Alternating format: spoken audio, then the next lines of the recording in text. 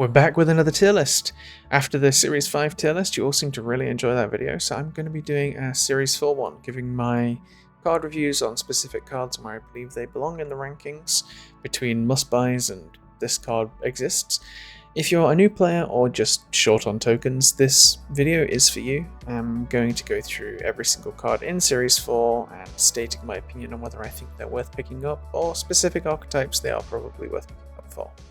So first off we have Agony, and Agony is a very good card actually.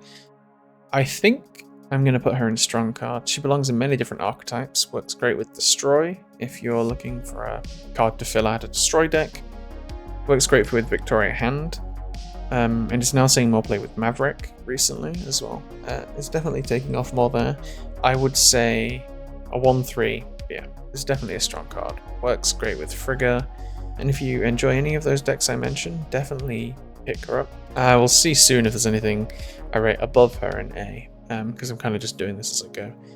But for now, she sits as one that I would recommend picking up for those archetypes. Airwalker. Airwalker is kind of a combo piece card. That's the issue with Airwalker.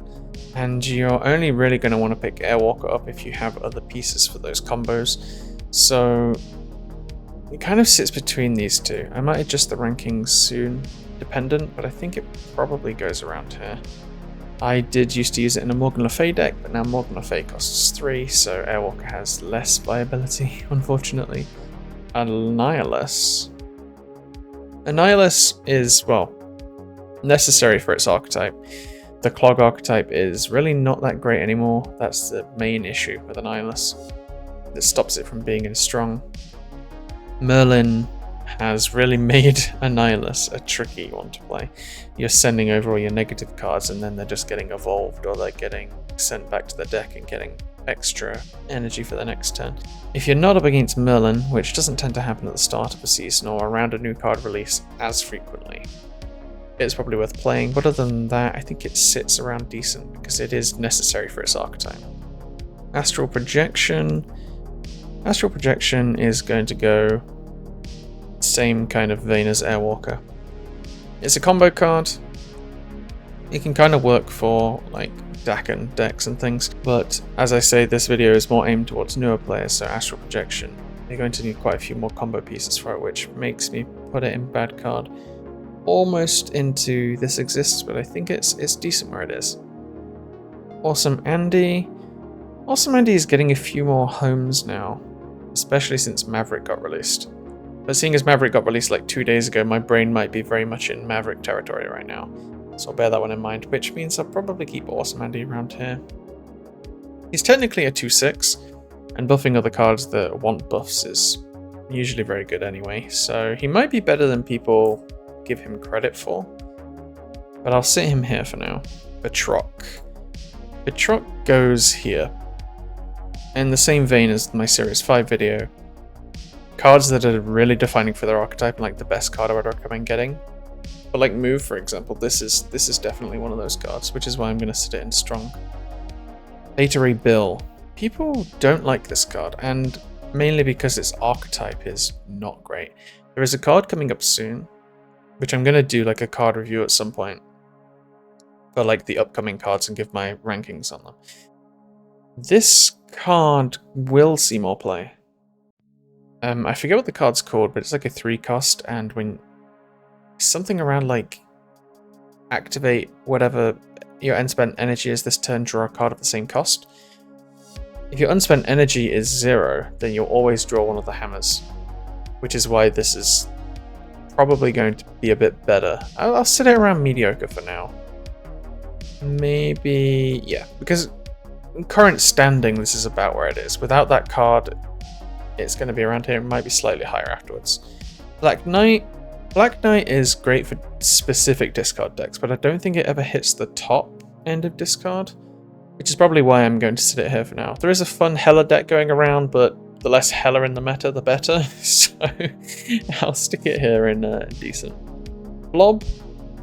Blob used to be a force to be reckoned with. Has fallen off now. Is good Arishem card. I'll sit it here. It's just a chunky 6-drop. It takes a little bit more deck building to make it work though, so I'm going to keep it in C, I think, for now. Cannonball. Does Cannonball become my first S tier card? I think it might. It's very good with Mercury. It's very good with just claiming a lane. It's very good if you clog them and claim a lane. I'm going to keep it in strong card because it got nerfed recently, and I'm not as big a fan of Cannonball as some people are. I actually don't think I'd choose to run it in many decks, but it's also not my kind of play. I would put it here though because it is strong at what it does, and destroying a card and still clogging them at the same time is a very strong ability. Chameleon. For Chameleon, he's fun, but he is also a combo card. I tried him recently in a Toxic deck where he did quite well. He has some other applications, more accessible than something like Astral Projection or Airwalker, so I think I'll sit him here in the mediocre cards. Cobra goes here. Do I need to say any more? Probably not. Corvus. Corvus is now hitting like necessary discard card. It's not as flexible as something like Agony, but it is necessary for discard, so I'm going to sit it just below, like that. Cull Obsidian. Cull Obsidian is a good new player card. I think it's not really hitting the upper levels of where it needs to be, because at a 410 these days, it doesn't even feel as strong, especially when you're having 2 costs, like Chamber hitting like 13 power. A 410 with a restriction doesn't feel as appealing. But I'll sit it there. As I'm aiming it towards new players, it is good for that. Dakin. Now, Dakin is heavily leaning these days into combo decks, but you kind of need Bullseye, so maybe it's not as accessible. But I'll put it here. There's about to be a meta coming up where it's all about discarding and destroying things. People are going to be testing those cards out. I think by the time this video goes out, those cards will have released, so I'm doing this slightly off balance. I think they are in here as well, with Wild Child and Marrow, and I know this is alphabetical, but my brain is not helping me. Here's Marrow, Marrow and Wild Child, and Fastball Special. This one's slightly different, but the other two, I don't know how they're performing right now. As I say, when this video goes out, they will have already started performing, but because of that, I don't think they're going to take off, so I'm going to sit it around here in decent card. Danger. I wanted to like Danger. In buff decks it's okay, but if you draw it like turn 6, it's useless. If you draw it turn 5, do you ever really want to play it? And other than that, it's a turn 4 card, putting it into a lane where you want to destroy something, which you can't destroy until turn 5. It's a little bit awkward when easier tech card abilities are there, so I'll sit it here for now. Darkhawk. I used to love Darkhawk. I really wanted to put it in S, but these days it's just not hitting target. So I'm going to put it at the bottom of strong card. I still think it's good, especially with a card like Terrax, which is why I will sit it here for now. Deafening Chord, I kind of have to just put it in S. A 1-cost spell that just disables a lower power card really upsets your opponent's day. And to be honest, I don't even think it needs to do the -1. If they are to make a change to this card, I think they'll remove the fact that it gives a -1, but even if it doesn't give a -1, I still think it's a good card. It does take a deck slot, which makes it slightly trickier to work with, but I still think it's pretty good. We have Elsa Bloodstone. Elsa did get buffed recently to a 3/5. I think she goes here. She can work in those Kitty Pryde decks, and next season Kitty Pryde is going to go off massively. Kitty Pryde stocks are going to be through the roof because of the, I don't know if it's the season pass card, I don't think it is, but like Lockheed. Lockheed is made for Kitty Pryde, which means Elsa Bloodstone will see more play, which means if you're sticking around for that season, Elsa is worth grabbing before all of that kicks off. Fanfei goes here. I actually don't even think it belongs above Cobra, you know. This doesn't see much play, and in a world where there's a lot of move cards, Fanfei is like a 14th, 15th card in a move deck. Similar issue with Danger, it takes too much setup, but even less flexibility in other decks because you kind of just need it in a move deck. I'm only putting Cobra above because right now it's more of a stronger created card meta, which gives Cobra a tiny bit more viability. But even still, these cards are not ones I would recommend grabbing. Fantasticar. Fantasticar is a good card. If I was just ranking it off of that, I would probably put it slightly higher, but because for a new player, you need a lot of end of turn stuff. And all the end of turn stuff is quite expensive, so for that reason alone, I'm going to put it around here. Fastball Special. This card hasn't released yet, and I'm making a bold claim here. I'm going to put it in must buy. If you like Destroy, this card is going to I mean, it's a cheap other Destroy option. It's going to be incredible. I already have a few other deck ideas where I think this could work. Am I keeping it here, or am I just having like a quick falter in my mind? I think I'm going to keep it here. It's going to be kind of hard to rank a lot of these because I can't think of how many I actually consider to be S tier. I'm just looking through them now. I think I'll keep it. I'll keep it here. I know that when it first releases, it's going to be like for an event that everyone can get, but this is more so for like if you're watching this video later down the line and it is and the series drops, I would put it here. Fire Lords. This is a combo piece card that I don't think I've even seen played. I got it generated off of a card the other day and saw its animation for the first time. To revive like a destroyed 3-cost card or something. Extremely niche combo decks. That's where it goes. Maybe for that reason it sits slightly above Fanfare. Because it does have some usability with like Sage. But yeah, I'll sit it around there. First, Ghost Rider. This card is criminally underused, I think. Purely because this card hasn't been explored in that area fully yet. It's a 2/7 by default.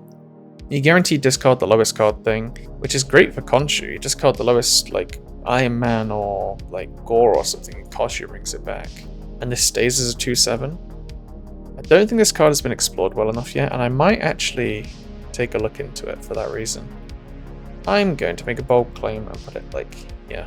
Gladiator. Gladiator's a tough one. Because it's a good card, it's just... I'll put it here. It's a good card. The meta right now isn't the one. If you're in a meta, like a ramp meta or anything with a lot of high power cards, do not play Gladiator. But outside of that, it's pretty good. Since Fenris got nerfed, it's dropped off a little bit, otherwise it might have been slightly higher. But in the grand scheme of things, I think it's going to land around here. Gorgon. Again, in this meta, great. I think Thanos is about to show up a bit more with Aurora, which makes Gorgon great. If you're going up against a Merlin, Gorgon's great. Going up against Victoria Hand, Gorgon's great. I really like this card, you know. Do I? No, I don't think I can make that claim because it's a tech card. Purely because it's a tech card and scenarios are like not always fixed, and I can't recommend you picking it up. I'll probably have to sit it around here. Grandmaster, more used for combos, but there's many things these days that like do what Grandmaster wants to do better. So I'm gonna sit it in mediocre. Maybe it goes below Chameleon. I think Chameleon might do what Grandmaster does better, but they kind of sit in the same sort of realm. So I'll just pop them there. Hellion. Hellion is a move card I don't see too much of. It slightly fits more into combo decks, I think. But definitely a lot better than Fanfare. I will keep it here for now. Hitmonkey. If you like bounce, Hitmonkey is as necessary for bounce as Batroc is for move. Perhaps more necessary. I think Hitmonkey is a great card, and don't really see it a lot. But I'll definitely put it here in strong cards, which is making me think, do I move Cannonball up? But my personal bias against Cannonball is preventing me from wanting to move it up. Iron Lad? Iron Lad. How the mighty have fallen. When 4/6 used to be strong. This card is pretty good if you're running a deck with a lot of other good text cards in it, which is why I'll put it around here. I think that works. Jennifer Kale is seeing a bit more play these days as an activate for energy.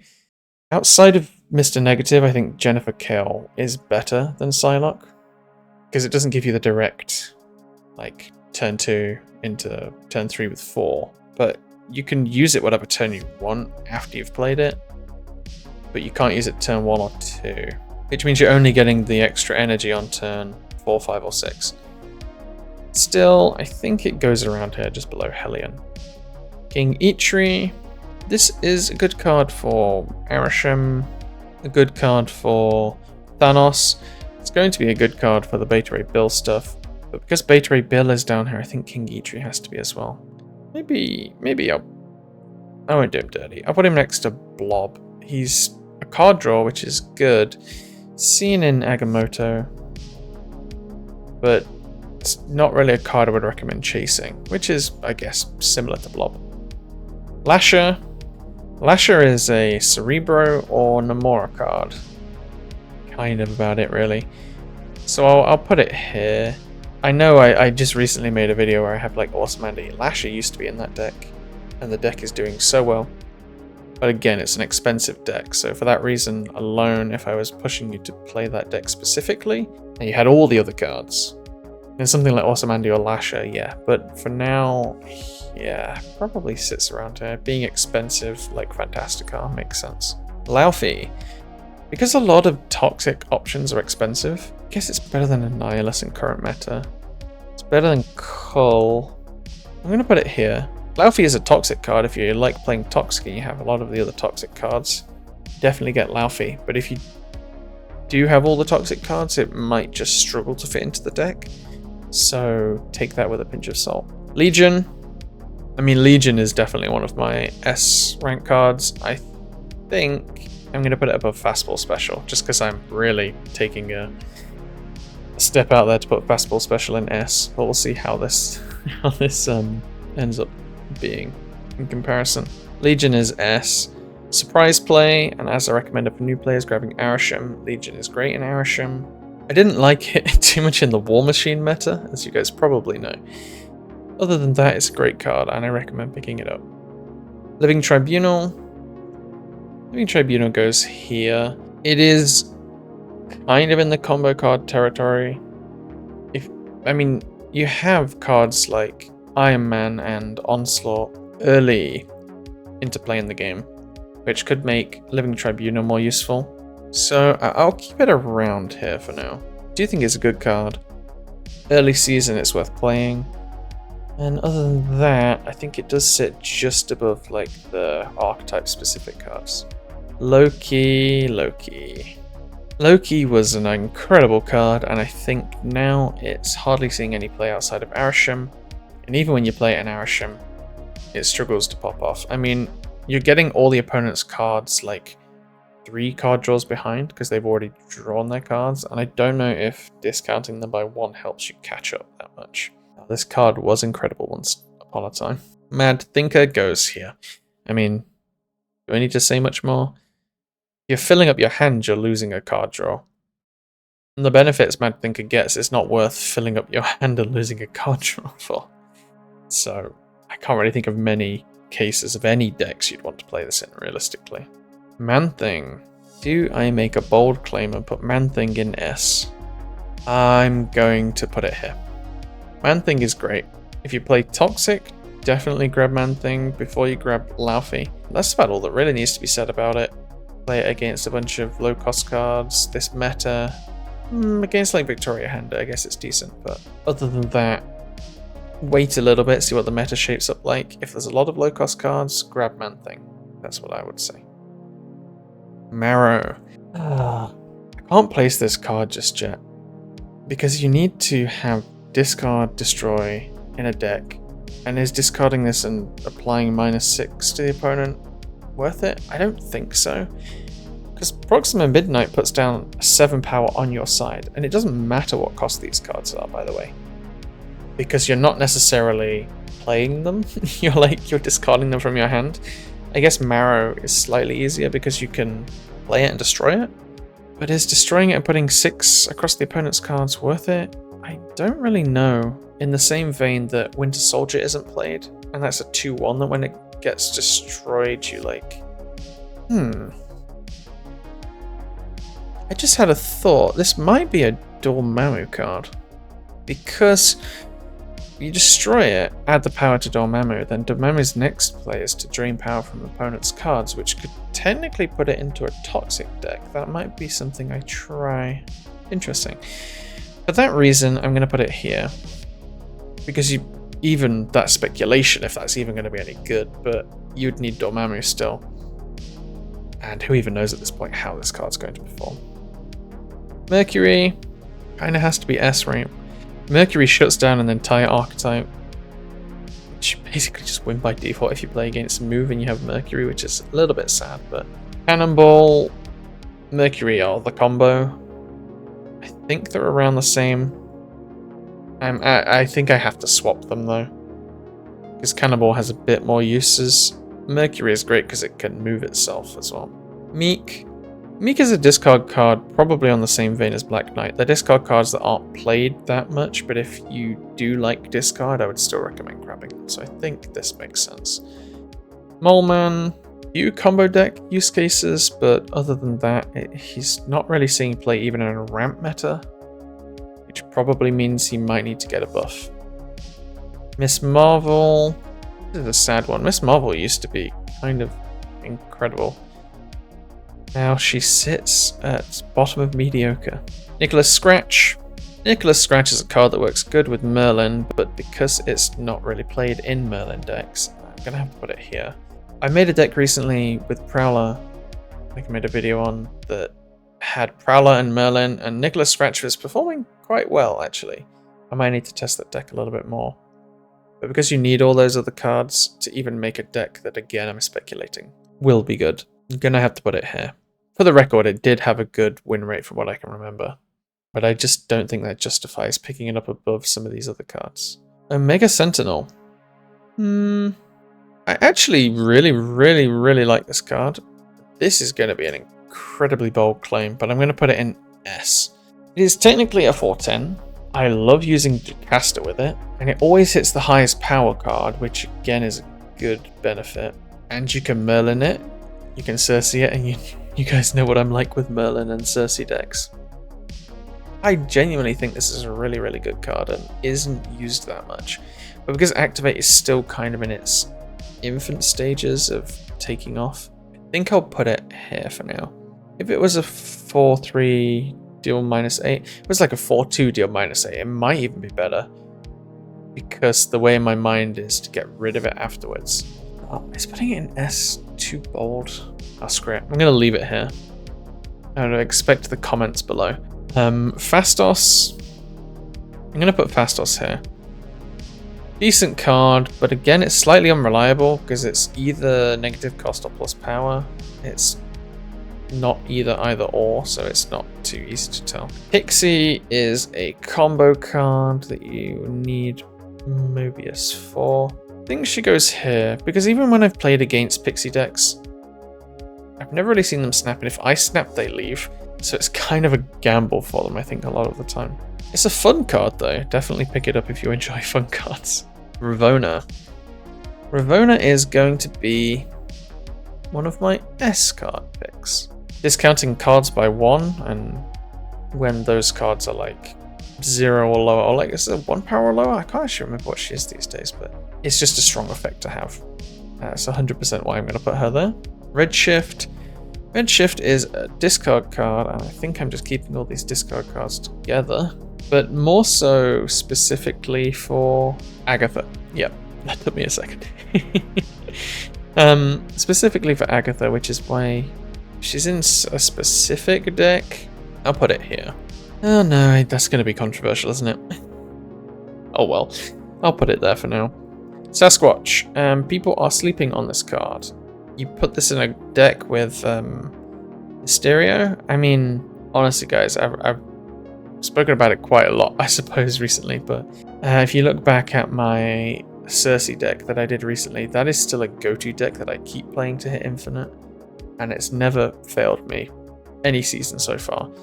Sasquatch is better than people think. I'll say that for sure. If you play Mysterio turn 2, you can play Sasquatch turn 3, a 3/10. And even if you don't, in that deck that I had, you have cards like Merlin and some other low-cost cards.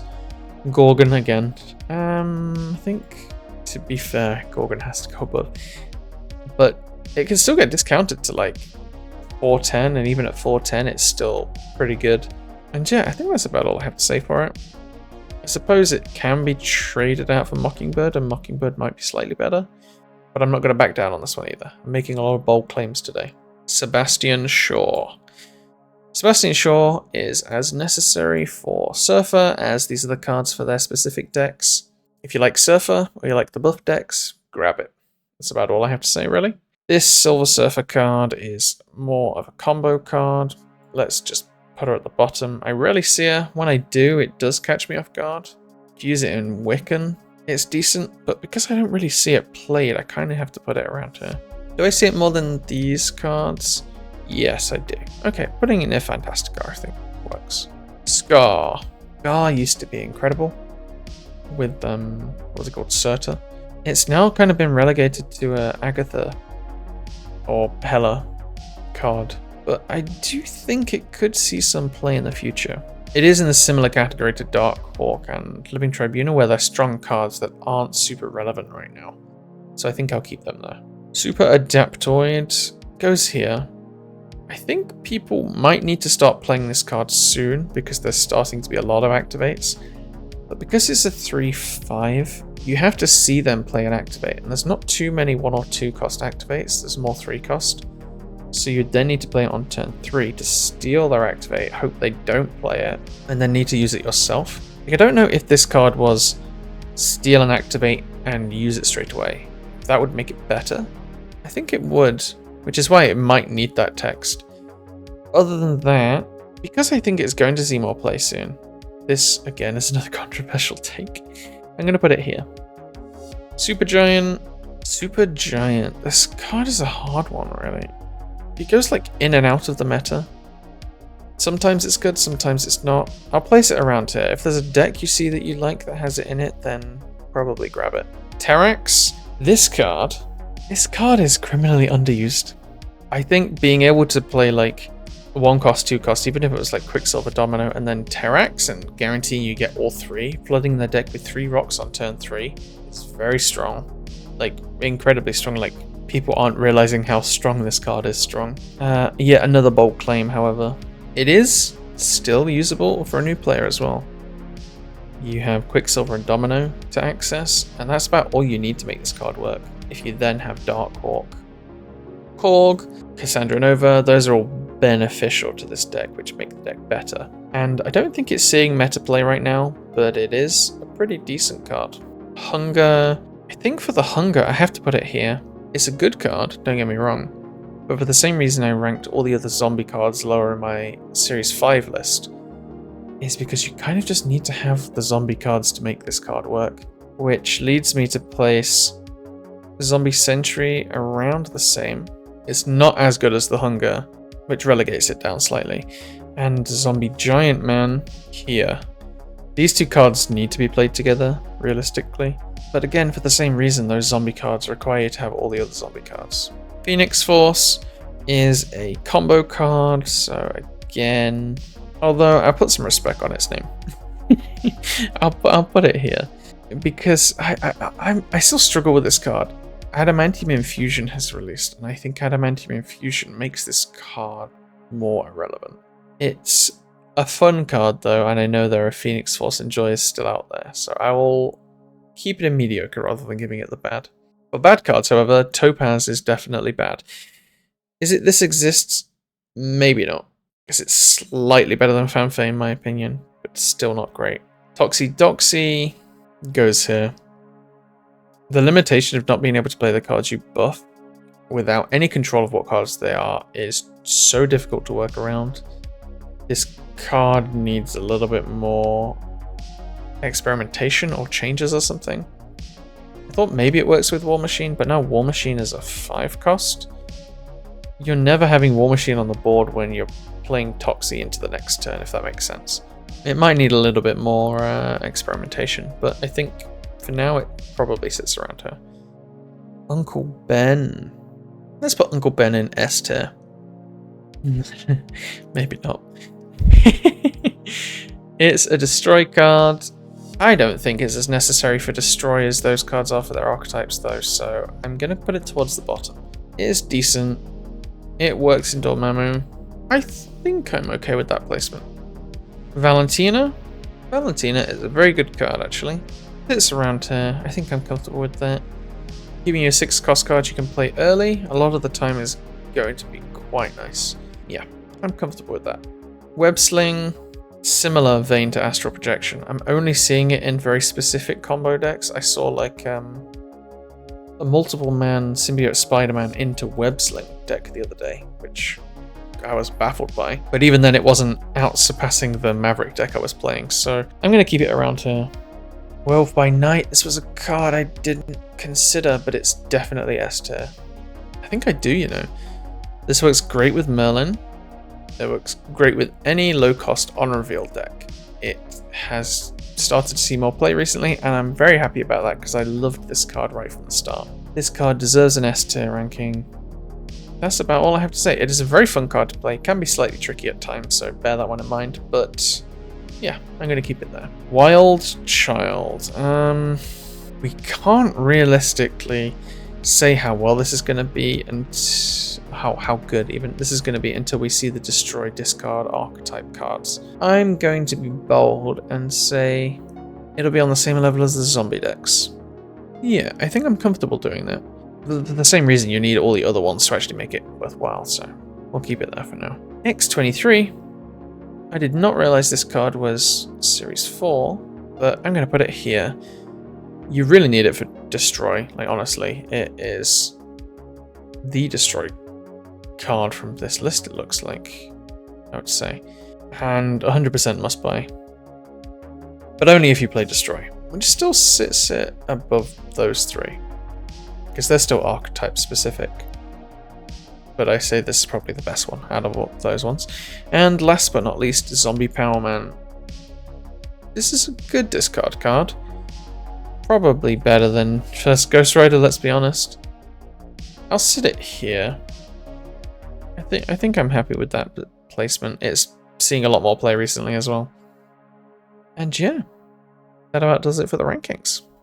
Okay, so let's take a look back through this list. I did just quickly look at my tier 5 list and realize that, let's take a look at this. I realized in strong cards, I only put like 2 archetype specific cards. Whereas in this one, in must buys, I put 4 archetype specific cards. Although I realized that it is kind of more based around archetypes in Series 4 by the looks of things. So I think I'm okay doing so. And they all fit on one screen this time. But as for changes, do I really want to make any here? I think I'm comfortable putting Deafening Chord at the top with Werewolf, Legion, Fastball, Cannonball. I feel like Mercury, no, I think Mercury's okay. Omega Sentinel maybe needs to come down. Like, I really like this card and want it to be good, but I think it's not surpassing a Batroc. So I'll keep it here for now. I'm being realistic with myself. I still think they're good use cases for Terex. And Ravona is good as well. I think I'm okay with those ones. But again, I will reiterate, these 3 are must-buys if you play their archetypes. The rest of them, Werewolf is kind of the same. Deafening Chord, Legion are the only 2 I would say are must-buys for everybody. I kind of guess the rest of them are must-buys for their archetypes. And then strong cards. Yeah, these are all pretty strong. First Ghost Rider I was making a bit of a out there choice on. Decent cards. Again, ranking War Child before release is going to be an interesting one to see how that pans out. Mediocre cards, yeah, I think these all seem good. Cards that have very specific plays or just aren't really played. Bad cards, these are cards I would not recommend you get. Loki could likely get changed for like the 17th time. And if Loki gets changed, then that might change where I place him on the rankings, but for now, I wouldn't recommend getting him. As a new player, it might push him slightly higher to like here, because he is a card that gives you access to your opponent's deck, and if you're a new player you don't really have many cards, he's in the same realm as Arasham for that reason. But because he's not great, I think he still has to sit lower. The rest of them I'm okay with, and that this exists, yeah. I'm okay with that as well. So that was my Series 4 ranking, a bit shorter than the Series 5 one. And if you have any comments, be sure to let me know. I'm sure I'm going to have some. And yeah, if you enjoyed the video, subscribing, again, these days it's like everyone keeps making a push for it. But I'm doing it at the end of the video, at least it's not at the start. For now. But yeah, it does help a tremendous amount, and I would really appreciate it if you guys did enjoy the content to drop a little subscribe. And yeah, that about covers everything. So thanks in advance, and I'll speak to you all next time.